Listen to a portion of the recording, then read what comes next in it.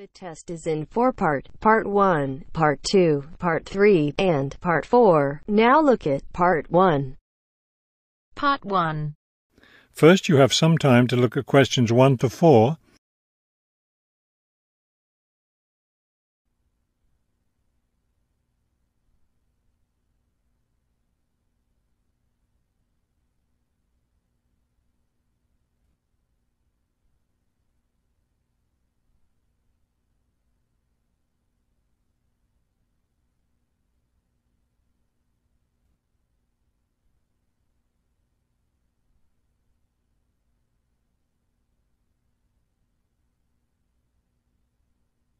Now we shall begin.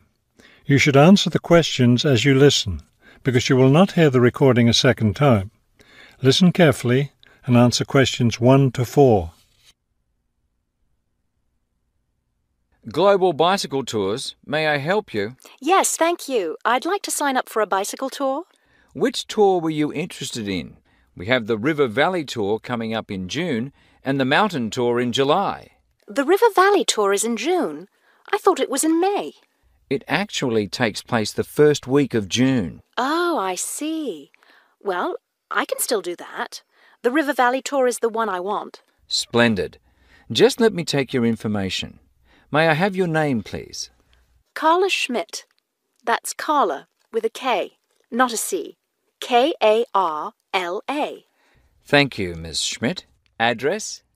Do you need a street address, or can I give you my post office box? A post office box is fine. It's P.O. Box 257, Manchester. Thank you. OK, next. Will you be bringing your own bicycle, or do you want to rent one from us? I'll bring my own. Excellent. Now, we provide all the meals, so we need to know if you have any dietary restrictions. I don't think so. What do you mean? I mean, if there's any food you can't eat. Some people have food allergies or are vegetarian or have to avoid dairy products, things like that. Oh, I see. Well, yes, I'm a vegetarian. I never eat meat. Before you hear the rest of the conversation, you have some time to look at questions 5 to 10.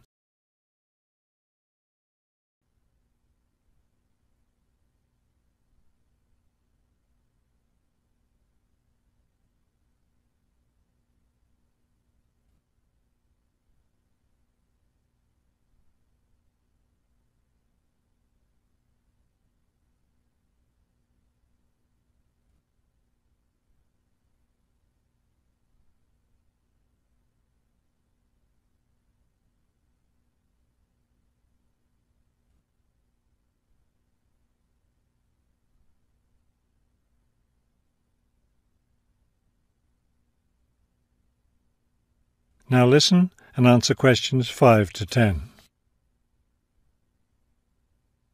All right, I'll make a note of that. Now, the total cost of the tour is $750. That much? The price includes everything. Food, hotel, transportation, everything. Everything? Yes, everything. The only other thing is you'll want to tip the tour guide. We usually recommend 5% of the total tour cost. A 5% tip. I guess that's reasonable. In order to reserve your space on the tour, I'll need a 30% deposit. Do you need that right away? We generally ask for the deposit at least 4 weeks before the tour begins. The River Valley tour begins, 6 weeks from now. So you'll need to pay the deposit in 2 weeks. I think I can do that. I wonder if you could tell me something. How will our luggage be transported? Do we carry it on our bicycles? No, you leave that to us. We have a van that carries your luggage from hotel to hotel each day, so you don't have to worry about it. Great. I have a luggage rack for my bike, but I guess I won't have to bring that. No, you won't. But there are a few items we recommend that you bring. We can't control the weather, so you should bring a raincoat or rain gear. Yes, that's a good idea. And I should have my own spare tire too, shouldn't I? Actually, you don't need that, as our guide always carries some. And of course, you won't need maps either, since our guide has the route all planned. What about a water bottle? I'll need that, won't I? Yes, you should definitely have a water bottle.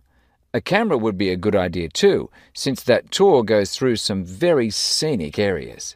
I have a guidebook of that area. I wonder if I should bring it along. We don't recommend guidebooks. It would just be extra weight, and the tour guide knows a great deal about the area. Yes, I see. Is there anything else I need to know? I think we've covered the important points. I'll send you a tour brochure, and you can call again if you have any questions. Thank you very much. That is the end of part 1. You now have half a minute to check your answers.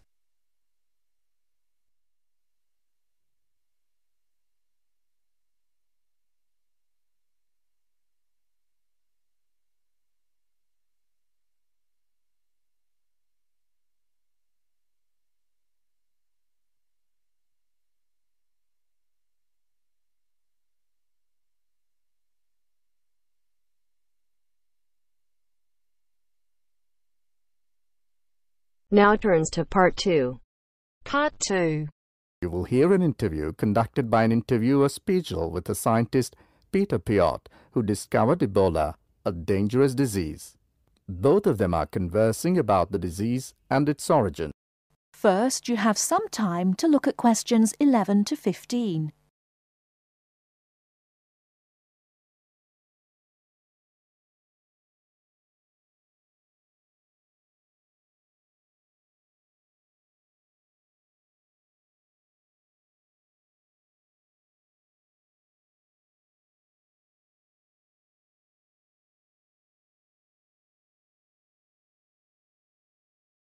Now, listen carefully and answer questions 11 to 15.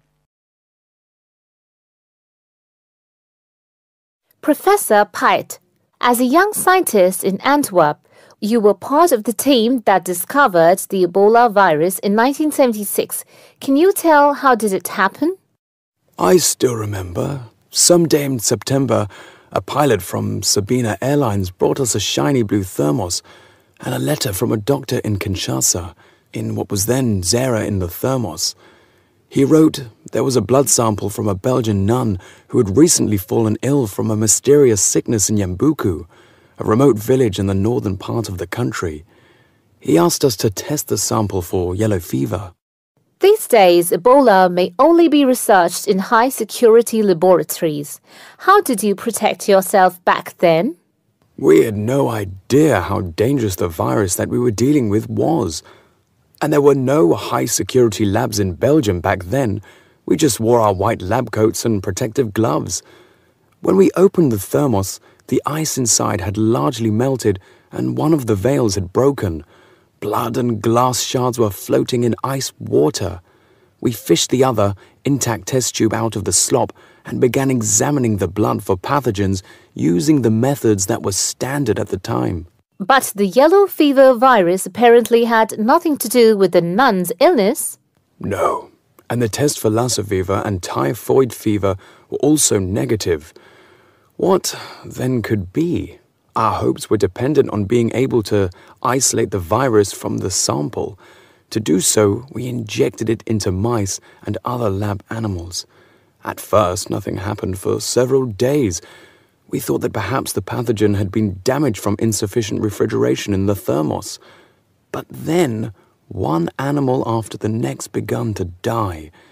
We began to realize that the sample contained something quite deadly. But you continued. Other samples from the nun who had just died arrived from Kinshasa. When we were just about able to begin examining the virus under the electron microscope, the World Health Organization entrusted us to send all of our samples to a high-security lab in England. But my boss at the time wanted to bring our work to a conclusion no matter what.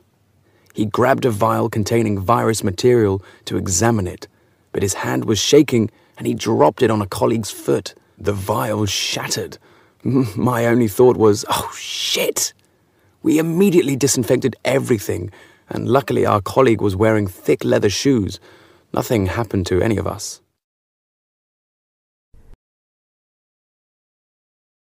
Before you hear the rest of the talk, you have some time to look at questions 16 to 20.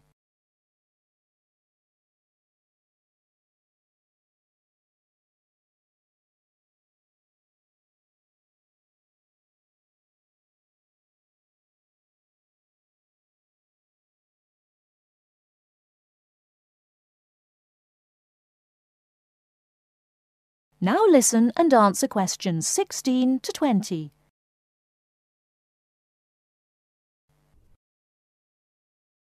We were finally able to create an image of the virus using the electron microscope.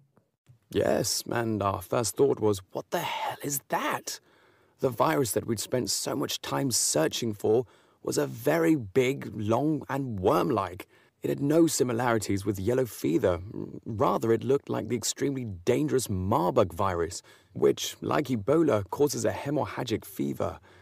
In the 1960s, the virus killed several laboratory workers in Marburg, Germany. Were you afraid at that point? I knew almost nothing about the Marburg virus at the time. When I tell my students about it today, they think I must be from the Stone Age.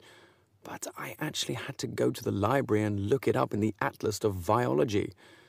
It was the American Center for Disease Control which determined a short time later that it wasn't the Marburg virus, but a related unknown virus. Hundreds of people had already succumbed to the virus in Yambuku and the area around it. You were also the one who gave the virus its name. Why Ebola? On that day, our team sat together till late into the night. We had a couple of drinks discussing the question. We definitely didn't want to name the new pathogen Yambuku virus, because that would have stigmatized the place forever. There was a map hanging on the wall, and our American team leader suggested looking at the nearest river and giving the virus its name. It was the Ebola River. So by around 3 or 4 in the morning, we had found a name. But the map was small and inaccurate. We only learned later that the nearest river was actually a different one. But Ebola is a nice name, isn't it? That is the end of part 2. You now have half a minute to check your answers.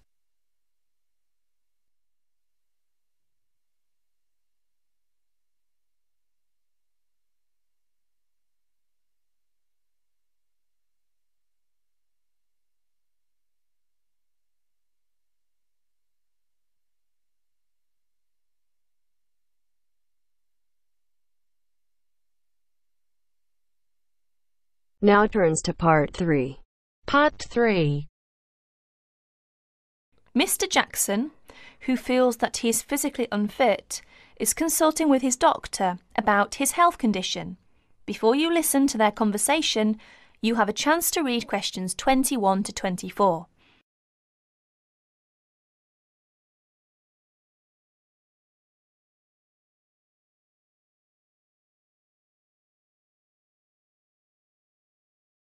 Now please listen to the recording and answer questions 21 to 24. Well, Mr. Jackson, the first and important thing I have to tell you is that there is really nothing seriously wrong with you. Physically, that is. My very thorough re-examination and the analyst's report show that basically you are very fit. Yes, very fit. So, why is it, Doctor, that I'm always so nervy, tense, ready to jump on anybody? My wife, children, colleagues. I think your condition has a lot to do with, shall we call it, way of life, habits? Way of life? Habits? Yes. Now tell me, Mr. Jackson, you smoke, don't you? Yes, I'm afraid I do, Doctor. And rather heavily, I imagine. Well, yes. I smoke, about 40, 50 a day, I suppose. You should do your best to stop, you know. Yes, I see. But, it won't be the first time. I've tried to give up smoking several times, but it's no good. You see, 50 a day is overdoing it, you must admit. You must cut down at least that. Ah, yes. I know that when you're feeling tense, you probably feel that a cigarette relaxes you. But in the long run, I do advise you to make a real effort to quit smoking. Of course, but, it's easy to say give it up or cut it down, but, you know. Well, in my opinion, you have no choice. Either you make a real effort or or there's no real chance of your feeling better. You see, well, obviously I could prescribe some kind of tranquilizer, but would that help? I'd prefer, and I'm quite sure you'll agree, I'd prefer to see you really back to normal, not just seemingly so.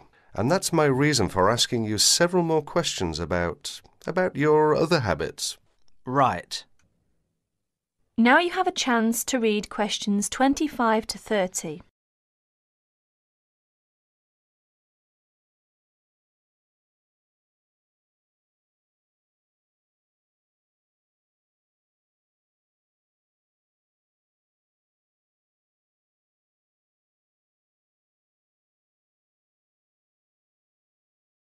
As you listen to more of their conversation, answer questions 25 to 30.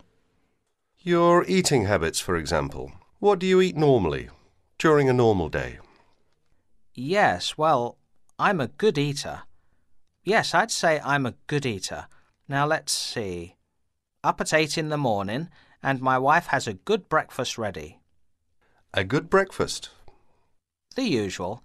A cereal followed by bacon and eggs with fried bread and perhaps a tomato or two.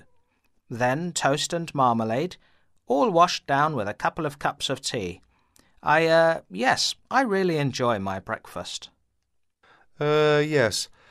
I can see you do, but I'd advise you to eat rather less. We'll come to that later. Go on. Then lunch. No, first brunch. A cup of coffee and a bun at 11. Lunch has to be quick, because there's so much to do in the office about that time, so I have a pint and a sandwich in the pub. All very hurried.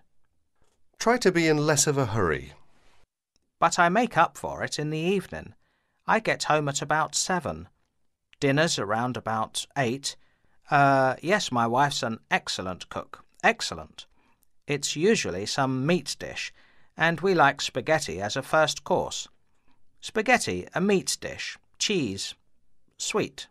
But then, at the end of the day, shall we say, then I begin to feel on edge again. Most evenings after dinner we read or watch TV, but I get this terrible feeling of tension. Well, I'm sorry to have to say this because you obviously enjoy your food, but I really do recommend that you eat less, and secondly, that you eat more healthily.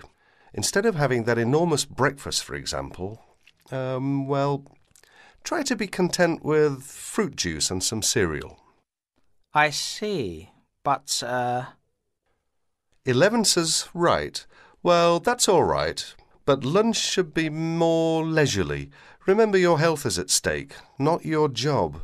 As for dinner, I'd advise you to eat a soup, perhaps, with a salad. A salad followed by some fruit. But my wife's cooking is superb, granted. And she probably enjoys preparing delicious meals for you. If you like, I'll have a word with your wife. No, that won't be necessary. Thanks just the same, Doctor, but no.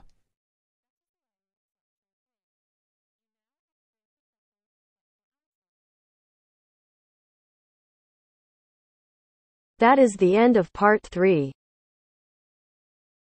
You now have half a minute to check your answers.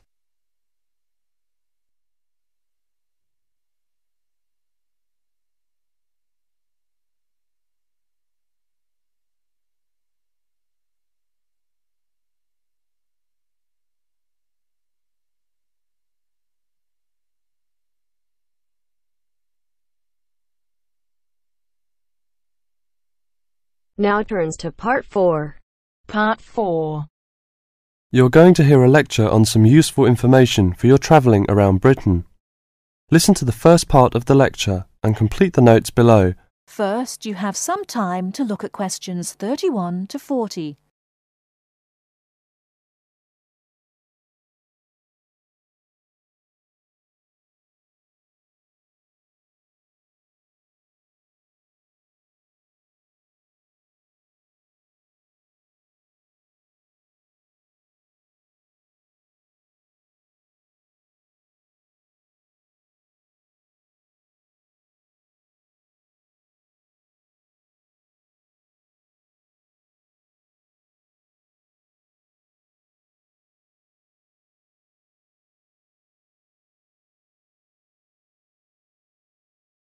Now listen carefully and answer questions 31 to 40. Good afternoon and welcome to the session on Britain. This afternoon I would like to provide some useful information for you about travelling around Britain. Britain has over 700 tourist information centres. You will find them at major ports, airports, stations, historic landmarks and towns and holiday centres, so just look out for this sign that says Tourist Information.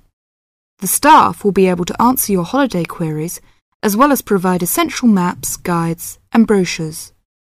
Tourist information centres at major ports and airports in London and addresses of British Tourist Authority European offices are all listed on the Tourist Information Centres. Now let's talk about the telephone in Britain. You know, Britain is well supplied with public telephones. Street kiosks take 10-pence coins. In city centres, mainline railway stations, airports and central London underground stations, payphones and card phones are in operation. For the latter, small plastic phone cards are used, and these come in 10, 20, 40, 100 and 200 units, and can be bought at post offices, news kiosks, station bars and shops where the green and white card phone sign is displayed. When using the different public telephone systems, make sure you read the dialling instructions carefully. Now, let's see the banks in Britain. There are 24-hour banks at London's two main airports. One is Heathrow and the other is Gatwick. Otherwise, banks are normally open from 9:30 to 15:30 hours, Monday to Friday. Barclays Bank and National Westminster Bank offer a Saturday morning service at some of their branches. National Jaro Bank has 42 bureaux de change located in post offices throughout the country in main tourist areas. Opening hours are 9 o'clock to 17:30 weekdays, 9 o'clock to 12:30 Saturday mornings. One exception to this is the Trafalgar Square office, whose opening hours are 8 o'clock to 20 o'clock weekdays and Saturdays, and 10 o'clock to 17 o'clock on Sundays. The Bureau de Change services are available to overseas visitors. Visitors can change their money there. You can also change money at Bureau de Change, large hotels, department stores and travel agents.